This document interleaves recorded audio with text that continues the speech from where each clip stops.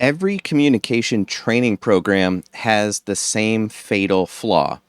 And by the end of this video, you'll know exactly why most training moves slowly, even when the instruction is good, and what the one environment is that solves all of it, right? Because the instruction is usually fine, the feedback isn't. So think about the last time you tried to improve how you communicate. Maybe you took a course. Maybe you worked with a coach. Maybe you read all the books on public speaking and presentation skills.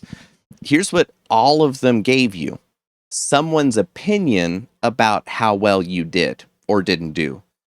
It's delayed, filtered, shaped by what the other person thought you wanted to hear. Right? Maybe I should be nice to them this time. They seem delicate, right? Or whatever. Or you practiced in front of a mirror, or you recorded yourself, do a dry run in front of colleagues who were rooting for you. Still nerve wracking, right? But after each of those approaches, you've got information that you can rationalize away. They said it was good. They were probably being polite. This audience wasn't the right fit. I was nervous. That's not how I'll actually perform when the time comes.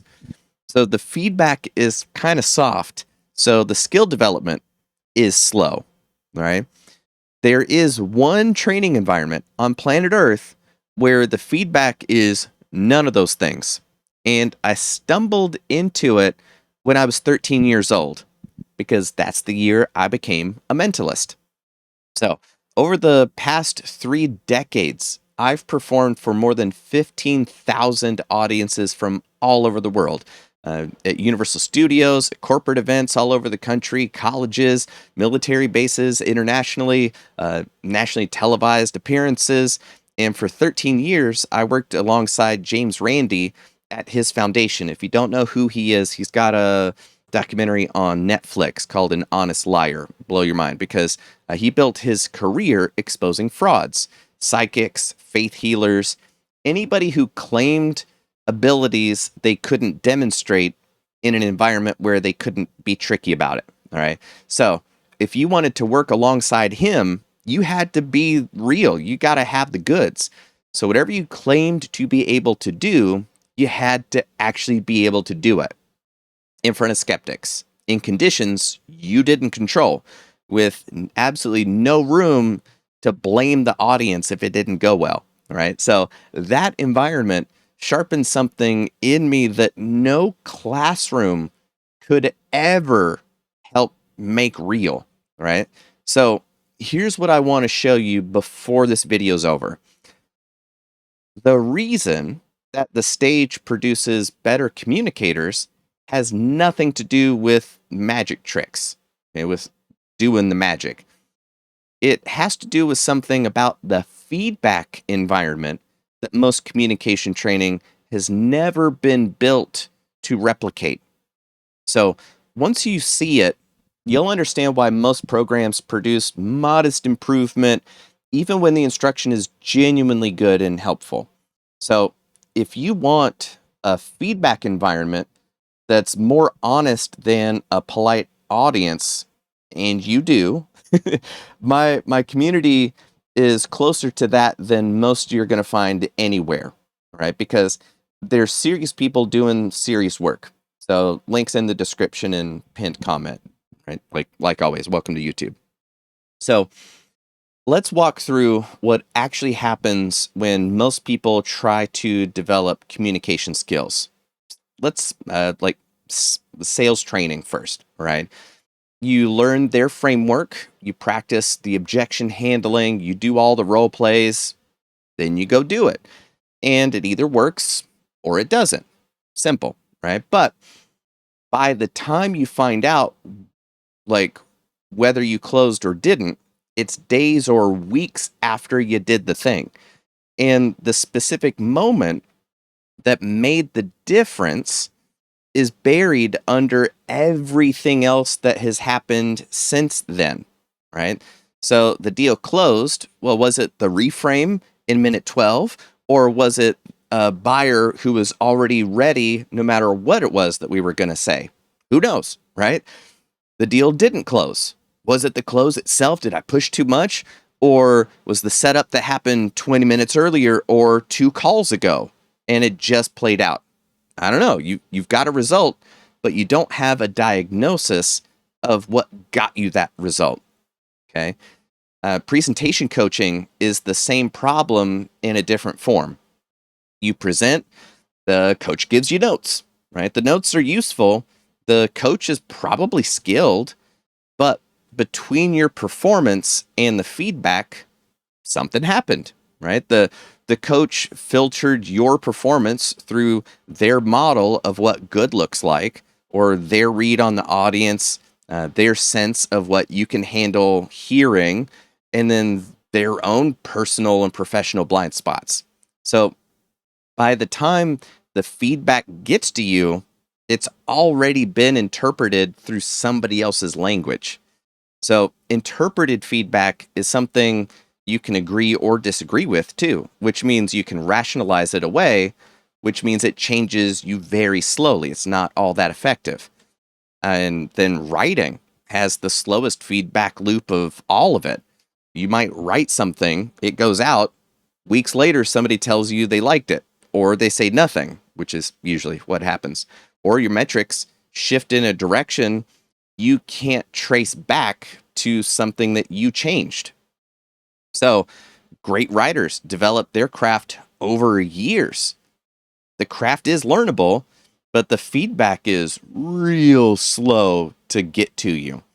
So, here's what happens on stage, though, right? You perform, the audience responds right away, immediately, completely, with no filter between their experience and your awareness of how they're experiencing it, right? Either they gasped in amazement or they didn't. Either they leaned forward to hear you better or they sat back. Like either the room goes quiet at exactly the right moment for the right reasons or they don't, right? There's no polite silence you can interpret as success. There's no way to blame the audience, and no good communicator does. There's no coach standing between what happened and what you know happened, right?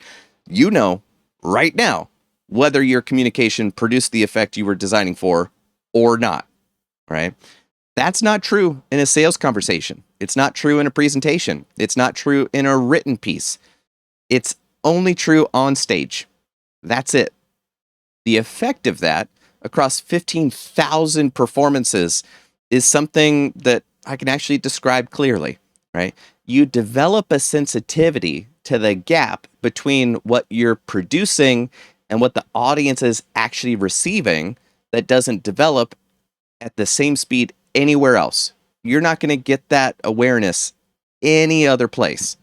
So you stop thinking about what you intend to do and you start thinking about what they're experiencing, which is completely different because the feedback, again, is immediate and binary. There's no time for anything else, right?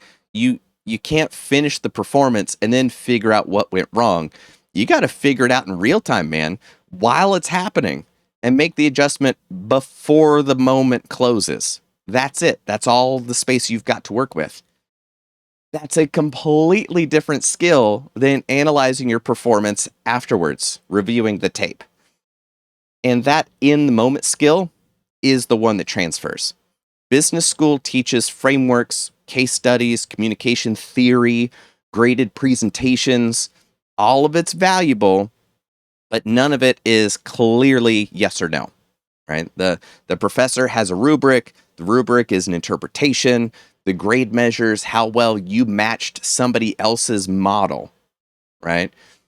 Useful for learning concepts, but it does almost nothing for developing sensitivity to what's actually happening in the room, in front of you, in real time with your audience.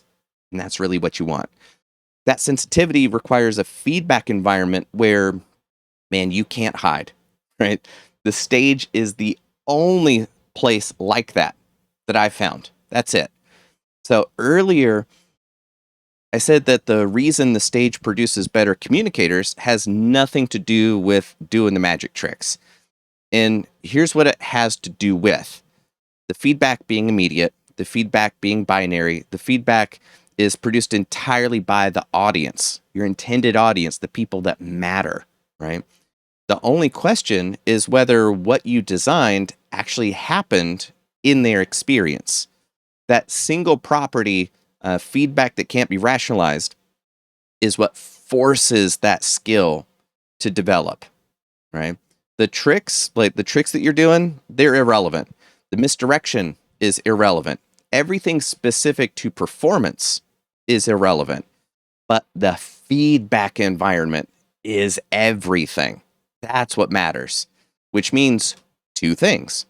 First, anyone who's trained in that environment long enough has developed a sensitivity to audience experience that most communication training never creates.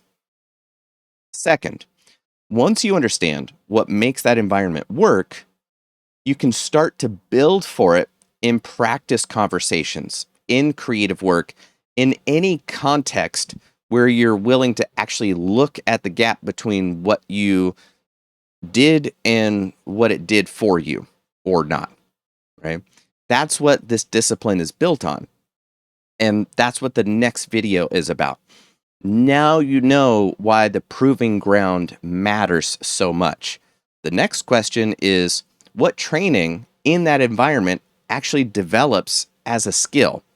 So, what does someone who's done 15,000 performances actually know how to do that someone who hasn't doesn't?